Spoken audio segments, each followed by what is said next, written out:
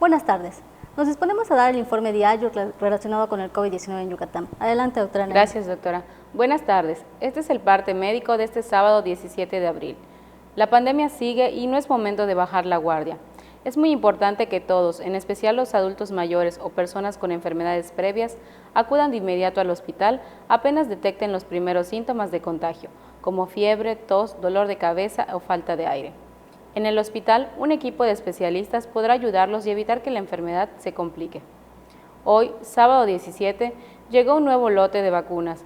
Son 35.280 dosis en total, 28.080 de Pfizer para segunda dosis de adultos mayores y personal de salud y primera dosis para personal de salud, y 7.200 de Sinovac para adultos mayores de municipios que daremos a conocer en los próximos días. El jueves 15 se inició la aplicación de vacunas a adultos mayores de 60 años en el municipio de Mama. El miércoles 14 en Samajil, Zacalum, Tixmehuac, Ixil, Telchac, Pueblo, Sanacat, Tzutzal, Silam de Bravo, Tecantó, Tecal de Venegas, Yobaín y Jují. El martes 13 en los municipios de Chumayel, Tatsiu, Guayma y Suma de Hidalgo. El lunes 12 comenzó la aplicación de las vacunas para los adultos mayores de los municipios de Quinchil, Abalá, Cantamayec, Chaxinquim, Baca, Semul, Jocabá, Cantunil, Tecom, Canzacap y Bocobá. Igual de Zoncahuich, Timucuy, Tuncas, Chancom, Chocholá, Sinanché, Jomum, Muna, Jalachó, Teabo, Yaxcabá, Tecó, Tzucacap, Citas, Zuquilá y Sotuta. También el lunes empezó la aplicación de segunda dosis de vacunas contra el coronavirus para mayores de 60 años en Progreso, Temozón y Tixcocop.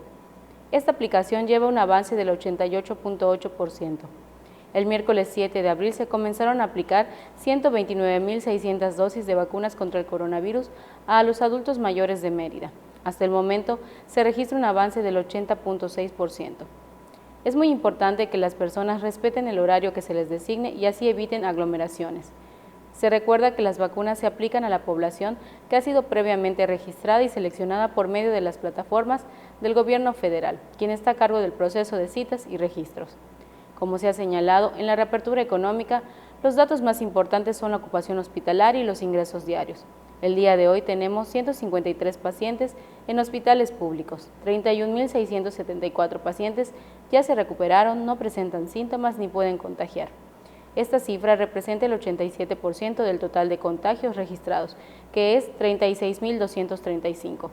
Hoy se detectaron 78 nuevos contagios de coronavirus, 59 en Mérida, 6 en Valladolid, 2 en Buxots, en Canacín y en Tizimín, 1 en San, Maxcanú, Progreso, Tecantó, Tecash y Umam, y 1 foráneo. De los 36.235 casos positivos, 298 son de otro país u otro estado.